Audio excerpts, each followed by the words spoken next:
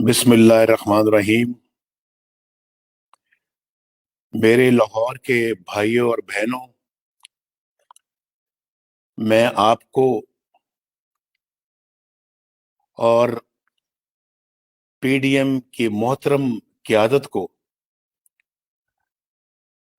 और तमाम जमातों के कारकुनों को अल्हम्दुलिल्लाह इस अजीमुशान जलसे पर मुबारकबाद पेश करता हूँ। मैं ख़ास तौर पर इस जलसे के मुंतज़मीन और कारकुनों को शाबाश देता हूँ, जिन्होंने एक गासिब और गैर जमहूरी हुकूमत के तमाम हथकंडों को नाकाम बनाते हुए ये जलसा मुनक्किद किया। भाइयों और बहनों, मैंने इस तरह की आमरीत और इस किस्म के जबर की मिसाल कम ही देखी है कि एक पुरअमन जलसे को कुर्सियां, लाउड स्पीकर और लाइट्स देने पर भी मुकदमे बनाए जा रहे हैं। इन लोगों को खबर नहीं कि जब अवामी ताकत का सैलाब आता है तो इस तरह के हथकंडे, इस तरह की बुज़दिलाना रुकावटें तिनकों की तरह बह जाती हैं। लाहौर के मेरे गयूर भाइयों, आप जानते हैं मेरा तो आपके साथ उम्र भर का ताल्लुक है। अल्लाह ताला के फजलो करम से आपने जब मुझे पहली मर्तबा वजीर आजम मुंतखब किया तो पाकिस्तान मुआशी तौर पर इस खित्ते का सबसे मजबूत तरीन मुल्क बनकर उभरा। हमारी शरह तरक्की 8% तक जा पहुंची, जो आज सिफर से भी नीचे है। और अल्लाह के फजलो करम से आप जानते हैं कि खुशहाली और रोजगार के बेशुमार मौके पैदा किए गए, अल्लाह ने किए और आपकी दुआओं से हुए। आपको लाहौर, इस्लामाबाद और पेशावर तक का मोटरवे बनाकर तोहफे में दिया। और आपने जब मुझे दूसरी मर्तबा वजीर आजम मुंतखब किया, अल्हम्दुलिल्लाह, तो फिर मैंने पाकिस्तान की सालमियत और बका पर कोई समझौता नहीं किया। आप गवाह हैं इस बात के। अल्हम्दुलिल्लाह मैंने आपका मान रखा और अल्लाह ताला के फजलो करम से पाकिस्तान दुनिया की 7वीं बड़ी एटमी कुव्वत बन गया। इमरान खान को, यानी सिलेक्टेड को, जो लाने वाले हैं, उनको भी शायद याद हो या ना हो, लेकिन लाहौर के मेरे भाइयों और बहनों, आपको जरूर वो दिन याद होगा जब भारतीय वजीर आजम वाजपेयी साहब इसी तारीखी मैदान में आए जहां आज आप हैं और खड़े होकर कहा, उन्होंने कहा कि हम पाकिस्तान के वजूद को तस्लीम करते हैं और पाकिस्तान का अपना मकाम है, अपनी मोहर है, पाकिस्तान की अपनी मोहर है। और फिर 2013 में आपने मुझे तीसरी मर्तबा वज़ीर आज़म और शहबाज शरीफ साहब को वज़ीर आला बनाया, तो आप जानते हैं अच्छी तरह से, मुझे याद दिलाने की जरूरत नहीं है कि पाकिस्तान अंधेरों में डूबा हुआ था। 20-20 घंटे की लोड शेडिंग होती थी, याद है ना आपको? 20-20 घंटे اور گیس کی لوڈ شیڈنگ سے چولہے ٹھنڈے پڑ چکے تھے. ہر طرف دہشت گردی کا راج تھا. روز بم دھماکے ہوتے تھے. ہر طرف بدامنی تھی. اللہ تعالیٰ کے فضل و کرم سے ہم نے بجلی کے اندھیروں کو مٹایا اور پھر گیس کی لوڈ شیڈنگ کا خاتمہ کیا اور دہشت گردی کو جڑ سے اکھاڑ پھینکا. یاد ہے نا آپ کو؟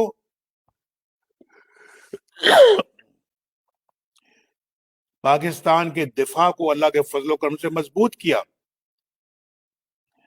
آج یہاں سے کچھ ہی فاصلے پر آپ جانتے ہیں یہاں سے تھوڑی دور کے فاصلے پر اورنج ٹرین چل رہی ہے. لاہور، ملتان، راولپنڈی، اسلام آباد میٹرو بس لاکھوں لوگوں کو باعزت سفر مہیا کر رہی ہے. اسکول، کالج، یونیورسٹیاں بن رہی تھیں اور صحت کے شعبے میں PKLI جیسے ادارے بن رہے تھے، ہسپتال بن رہے تھے.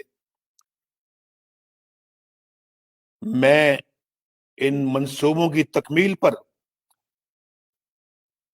جیل میں قید اپنے بھائی شہباز شریف کو شاباش دیتا ہوں. دل کی گہرائیوں سے شاباش دیتا ہوں کہ اس نے ذاتی طور پر اپنی نگرانی میں یہ سارے کام مکمل کیے. لاہور کے میرے بھائیوں اور بہنوں، پوری قوم جان چکی ہے اور آپ کو بھی پتا ہے کہ 2018 کے انتخابات میں کس طرح ہماری تاریخ کی سب سے بڑی دھاندلی کی گئی. کس طرح چند جرنیلوں نے مل کر فیصلہ کیا کہ نواز شریف، شہباز شریف اور مسلم لیگ نون کو عبرت کا نشانہ بنانا ہے. کس طرح انہوں نے طے کیا کہ ایک ایسی کٹ پتلی کو لے کر آنا ہے جو آنکھیں بند کر کے ان کے اشاروں پر ناچتی رہے. اور آج وہی کچھ ہو رہا ہے آپ کے سامنے. انہوں نے ووٹ اس طرح چوری کر کے ایک نالائق، نااہل اور نادان کلنڈروں کا ایک سرکس لگایا اور پھر دیکھتے ہی دیکھتے ترقی کی راہ پر آگے بڑھتے ہوئے پاکستان کو غربت، مہنگائی، بے روزگاری، بدامنی اور معاشی تباہی کی گہری کھائی میں دھکیل دیا، دھکا دے دیا. آپ کو یاد ہوگا ہمارے دور میں آٹا 35 روپے کلو تھا. 35 روپے. مجھے بتاؤ کہ آج آپ کو آٹا کتنے روپے کا کلو ملتا ہے؟ نواز شریف کے دور میں چینی 55 روپے کلو تھی. میرے لاہور کے بھائیوں اور بہنوں، ذرا بتاؤ آج چینی کس بھاؤ ملتی ہے؟ اور جو اضافی پیسے آپ ادا کر رہے ہیں بھائی، اس کا فائدہ کسان کو نہیں پہنچ رہا. اس کا فائدہ کسی کو نہیں پہنچ رہا، عوام کو نہیں پہنچ رہا، بلکہ یہ پیسے عمران خان کے حواریوں اور ATM مشینوں کی جیبوں میں جا رہے ہیں. یہ آپ کو پتا ہونا چاہیے اور میں آپ سے غلط بات کبھی نہیں کرتا. نواز شریف کے دور میں आपको याद है ना, डॉलर 104 रुपए पर था और कहां पहुंच गया, आज कहां पहुंच गया है। पाकिस्तान के अवाम अपने साथ होने वाले जुल्म का हिसाब किससे लें, किससे पूछें कि घी, दालों, सब्जियों और जरूरियात जिंदगी की कीमतें 200 गुना क्यों बढ़ गई हैं। किससे पूछें कि दवाओं की कीमतें उनकी पहुंच से क्यों बाहर हो गई हैं। किससे पूछें कि देखते ही देखते हमारी आधी आबादी गुर्बत की लकीर से नीचे क्यों चली गई है। किससे पूछें कि लोग फाकों पर क्यों मजबूर हो गए हैं। किससे पूछें कि रिक्शा ड्राइवर क्यों अपने मासूम बच्चों को नहर में फेंकने पर मजबूर हो गया। किससे पूछें कि 1 करोड़ नौकरियां देने वाले ने लाखों लोगों का रोजगार क्यों छीन लिया। आज तो पाकिस्तान से बाहर भी हमारे पाकिस्तानी बेरोजगार हो रहे हैं, और आप जानते हैं मुझसे बेहतर इस बात को। किससे पूछें कि 50 लाख घर बनाने का वादा किधर चला गया। किससे पूछें कि बिजली और गैस मिले ना मिले 3-3, 4-4 गुना बिल क्यों आ रहे हैं। किससे पूछें कि 27 अरब में मेट्रो बस बनाने वाला शहबाज शरीफ तो जेल में है, लेकिन पेशावर बीआरटी जिसमें कौम के 110 अरब डुबोने वाले आज क्यों दंदनाते फिरते हैं। किससे पूछें कि आसिम सलीम बाजवा ने अमेरिका में अरबों की सल्तनत कहां से बनाई।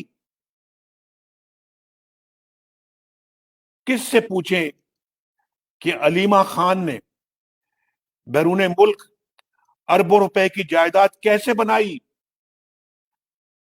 किससे पूछें कि जमान पार की नई तामीरात और बनी गाला का महल कैसे बना। किससे पूछें कि इमरान खान का फॉरेन फंडिंग केस कई बरस से लापता क्यों है। ये इमरान खान कहता है, ये कहता है एनआरओ नहीं दूंगा।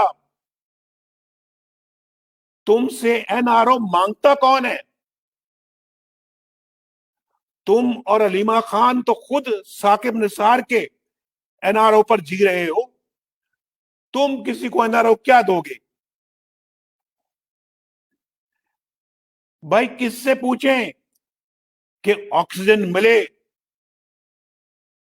ऑक्सीजन पेशावर में नहीं मिली और 7 अफराद क्यों हुकूमती नायली के भींट चढ़ा दिए गए। आपको पता है ना कि पेशावर में ऑक्सीजन नहीं मिलने की वजह से 7 लोग अल्लाह को प्यारे हो गए। किससे पूछें, कौन जवाब देगा। और किससे पूछें कि सकूते कश्मीर जैसे सानहे पर ये जाली हुक्मरान क्यों खामोश बैठे। किससे पूछें कि हमारे करीब तरीन दोस्त सऊदी अरब और चीन भी हमसे क्यों दूर हो गए। किससे पूछें कि पाकिस्तान, हंसता बसता पाकिस्तान दुनिया में आज क्यों तन्हा हो गया है। कहते हैं नाम न लो, नाम न ले तो बताएं फिर कौन जिम्मेदार है। कौन जिम्मेदार है। क्या मुल्क की इस तबाही और बर्बादी का जिम्मेदार सिर्फ इमरान खान है, या वो جو آپ کا ووٹ چوری کر کے اسے اقتدار میں لائے ہیں اور سازش کر کے ہمارے سروں پر مسلط کر دیا. ہم اتنے بیوقوف نہیں ہیں بھائی کہ ہم نہ جانیں، ہم نہ سمجھیں کہ کون اصلی ذمہ دار ہے. پھر کہتے ہو نام نہ لوں. واہ، ملک کو برباد کر دیا، آپ کو برباد کر دیا، 22 کروڑ عوام کو برباد کر دیا، معیشت کو برباد کر دیا، اور کہتے ہو نام نہ لوں. آئین شکنی آپ کریں تو کیا نام میں وابڈا والوں کا لوں؟ ذرا بتاؤ مجھے، لاہور کے عوام بھائیوں، آپ بتاؤ. پرائم منسٹر ہاؤس کی دیواریں پھلانگ کر وزیر اعظم کو آپ گرفتار کریں تو کیا شکایت میں محکمہ زراعت کے خلاف درج کراؤں؟ جواب دو مجھے، لاہور والوں آپ ہی جواب دو. ججوں کو بلیک میل کر کے مرضی کے فیصلے آپ لکھوائیں تو کیا شکایت محکمہ اوقاف کے خلاف لگاؤں؟ جسٹس صدیقی سے ہائی کورٹ کے جج تھے اور چیف جسٹس بننے والے تھے. ان سے ملاقات کر کے نواز شریف اور مریم نواز کو سزا دلوانے کی فرمائش آپ کریں تو کیا شکایت میں محکمہ جنگلات کے خلاف لگاؤں؟ الیکشن چوری آپ کریں، آر ٹی ایس آپ بند کروائیں تو شکایت میں محکمہ صحت کے خلاف کروں؟ آپ بتائیں کہ ان سنگین جرائم کی شکایت پھر میں کس سے کروں؟ لاہور والوں، میرا جرم صرف یہ ہے کہ میں سچ بولتا ہوں اور سچ بول رہا ہوں. آپ کی بات کر رہا ہوں، آپ کا مقدمہ لڑ رہا ہوں. چند آئین شکن جرنیل اگر اسے پسند نہیں کرتے تو نہ کریں، لیکن نواز شریف حق اور سچ بات کہہ کر رہے گا اور کہتا رہے گا، مگر 22 کروڑ عوام کو ان کا حق دلوائے بغیر، حق کے حکمرانی دلوائے بغیر پیچھے نہیں ہٹے گا انشاءاللہ. یہ میرا آپ سے وعدہ ہے، یہ میرے ضمیر کی آواز ہے، یہ 22 کروڑ عوام کے ضمیر کی آواز ہے، یہ آپ کی ضمیر کی آواز ہے نا لاہور والوں؟ آپ کے بھی ضمیر کی آواز یہی ہے نا؟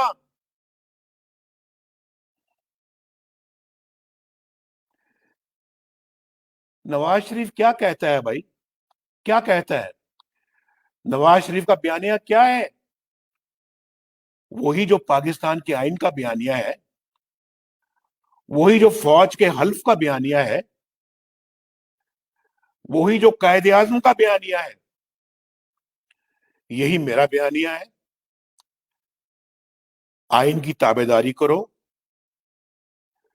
اپنے حلف کی پاسداری کرو، سیاست سے دور رہو، فوج کے ادارے کو اپنے سیاسی مقاصد کے لیے مت استعمال کرو، ایجنسیوں میں پولیٹیکل انجینئرنگ کی فیکٹریاں بند کرو، انتخابات چوری مت کرو، ووٹ کو عزت دو، فوج کو متنازع مت کرو. میرے دوستو، یہی ہے میرا بیانیہ. اس میں اگر کوئی ایک بات بھی ملک یا ریاست یا قومی سلامتی کے خلاف ہے تو مجھے بتاؤ، لاہور والے بتاؤ مجھے. لیکن جب آپ آئین توڑتے ہیں بھائیو، جب آپ آئین توڑتے ہیں، جب آپ اپنے حلف کی خلاف ورزی کرتے ہیں، جب آپ 10 سال اقتدار پر قبضہ کرتے ہیں، جب آپ ملکی دفاع کے لیے کام کرنے کی بجائے سیاستدانوں کو جیل میں ڈالنے کے لیے دن رات ایک کر دیتے ہیں،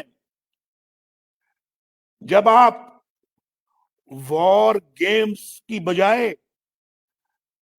پولیٹیکل گیمز کھیلنے لگتے ہیں، جب آپ ہر عوامی لیڈر کو عبرت کا نشانہ بنانے لگتے ہیں، تو پھر بجا طور پر عوام کو شکایتیں پیدا ہوں گی، پھر سوال ہوں گے اور سوال پوچھے جائیں گے۔ ان سوالوں کا جواب یہ نہیں کہ نام کیوں لیتے ہو۔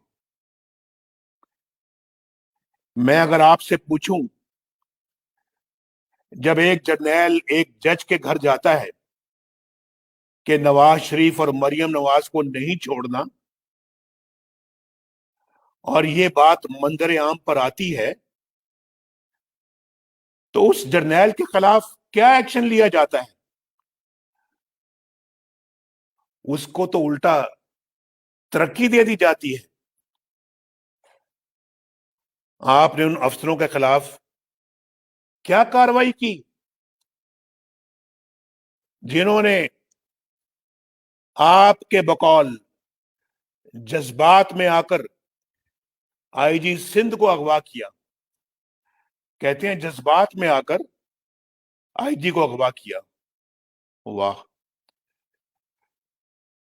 کیا وہ مریم نواز شریف کے ہوٹل کا دروازہ توڑ کر اندر داخل نہیں ہوئے؟ کیا ایسے واقعات سے فوج کی عزت میں اضافہ ہوا؟ کیا اس سے فوج کا وقار بلند ہوا؟ فوج کا مرتبہ بلند ہوا؟ بھائی میں نام اس لیے لیتا ہوں کہ الزام پوری فوج پر نہ لگے، الزام میری پاک فوج پر نہ لگے، ان پیارے مجاہدوں اور جان بازوں پر نہ لگے جو اس کھیل سے سینکڑوں میل دور اپنے مورچوں میں ڈٹے ہوئے ہیں اور وطن کے دفاع کے لیے قربانیاں دے رہے ہیں۔ انہیں کیا خبر کہ ایک جرنیل نے جج کو کیا کہا؟ انہیں کیا خبر کہ وطن کے دفاع پر توانائیاں صرف کرنے کی بجائے وہ ججوں اور سیاستدانوں کے خلاف سازشیں کرنے پر اپنی توانائیاں خرچ کر رہے ہیں؟ انہیں کیا خبر؟ وہ تو بے قصور ہیں، ان کو تو معلوم ہی نہیں ہے۔ یہی وہ ڈکٹیٹر، میرے بھائیوں لاہور کے باسیوں، یہی ہیں وہ ڈکٹیٹر اور سیاسی کھیل کھیلنے والے جو باقی فوج کی وردی کو داغدار کرتے ہیں۔ یہ ہیں وہ لوگ، یہ ہیں وہ چہرے۔ میرے دوستوں، بھائیوں، بہنوں، آج الحمدللہ ہمارے بیانیوں کو، یعنی ووٹ کو عزت دو کو، پورے پاکستان کی قوت الحمدللہ اور طاقت حاصل ہو گئی ہے۔ آپ کے کامیاب جلسوں نے اور جذبوں نے واضح پیغام دیا ہے کہ اب اس جعلی سیٹ اپ کا جاری رہنا ملک کی سلامتی کو خطرے میں ڈال سکتا ہے۔ یہ کھیل اب ختم ہو جانا چاہیے۔ ایٹمی قوت ہونے کے باوجود پاکستان خطے میں تمام ممالک سے آج پیچھے رہ گیا ہے. کتنے دکھ کی بات ہے. یہ جعلی سیٹ اپ جاری رہا تو اتنا نقصان ہوگا جس کی تلافی کسی کے بس میں نہیں رہے گی. یہ میں بتا دینا چاہتا ہوں. لاہور والوں، الحمدللہ آج ہماری جدوجہد ایک نئے فیصلہ کن مرحلے میں داخل ہو رہی ہے. آپ اس نئے مرحلے کے لیے گھروں سے نکل پڑے. پھر نہ کہنا کہ ہمیں پتہ نہیں چلا. پھر نہ کہنا کہ ہمیں علم نہیں ہوا. میں خاص طور پر نوجوانوں سے کہوں گا کہ وہ پاکستان کو بچانے کے لیے آج اسی جذبے کے ساتھ اٹھ کھڑے ہوں جس جذبے کے ساتھ آپ کے بزرگ اپنی جوانی کے دنوں میں پاکستان بنانے کے لیے نکلے تھے. اب ہم اس جعلی سیٹ اپ کا حصہ نہیں بن سکتے. اب یہاں بیٹھنا قوم سے زیادتی اور ناانصافی ہے. اس نظام کو بدلے بغیر کوئی چارہ نہیں ہے. لاہور والوں اور پاکستان والوں، غور سے میری بات سن لو. اس نظام کو بدلے بغیر اب کوئی چارہ نہیں. یہ ملک مزید غیر جمہوری دخل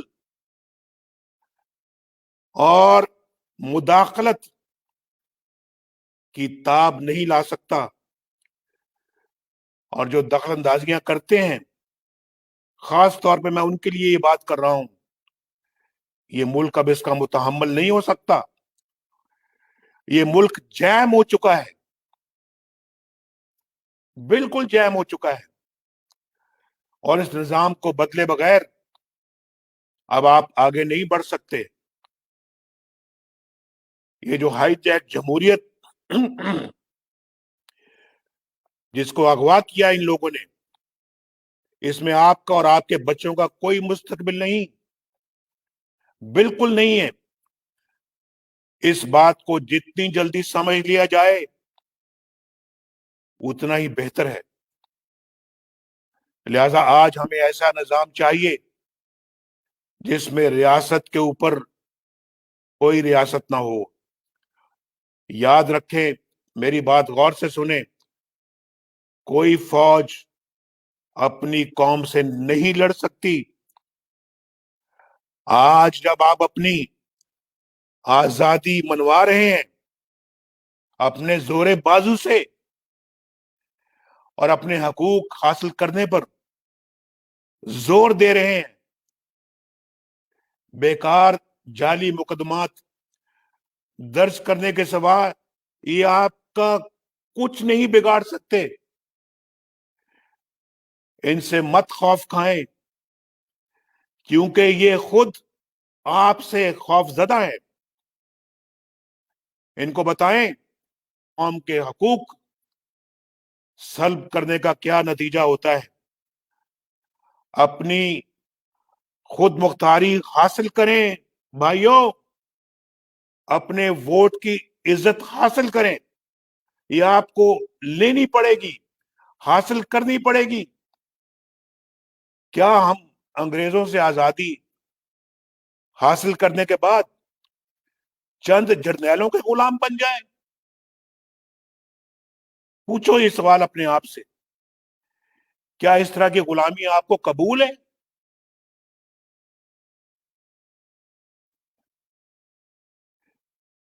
ایک آزادی 1947 میں ہم نے حاصل کی تھی.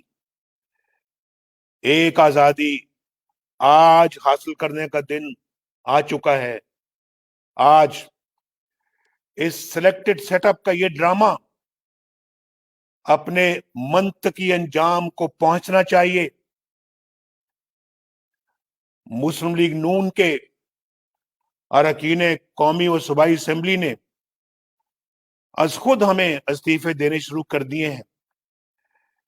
मैं अपने उन साथियों पर फख्र करता हूं जो चट्टान की तरह अल्लाह के फजल करम से हमारे साथ खड़े हैं और मनफियत कंडों की भरमार के बावजूद कोई कमजोरी नहीं दिखा रहे। जब भी पीडीएम इन इस्तीफों को पेश करने की हिदायत देगी, जब भी मौलाना फजल रहमान साहब ये हिदायत देंगे, हम इंशाअल्लाह उस पर अमल करेंगे। मैं अपने भाइयों और बहनों, बिलखसूस नौजवानों से सवाल करता हूं, यहाँ ये मिंटो पार्क था, इसका नाम मिंटो पार्क था। 1940 में खड़े होकर पाकिस्तान हासिल करने का अज़म करने वाले अपने बुजुर्गों की रवायत को आप जिंदा करेंगे?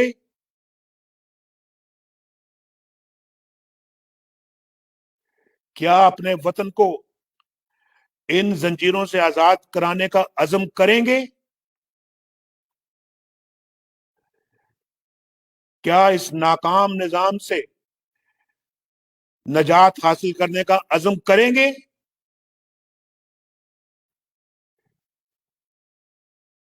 क्या वोट को इज्जत दिलवाने का अज़म करेंगे? अगर आपने साथ दिया तो नवाज शरीफ की ये बात नोट कर लें, इंशाअल्लाह कामयाबी आपके कदम चूमेगी। अल्हम्दुलिल्लाह। अल्लाह ताला आपका हामी और नासिर हो। पाकिस्तान पाइंदाबाद।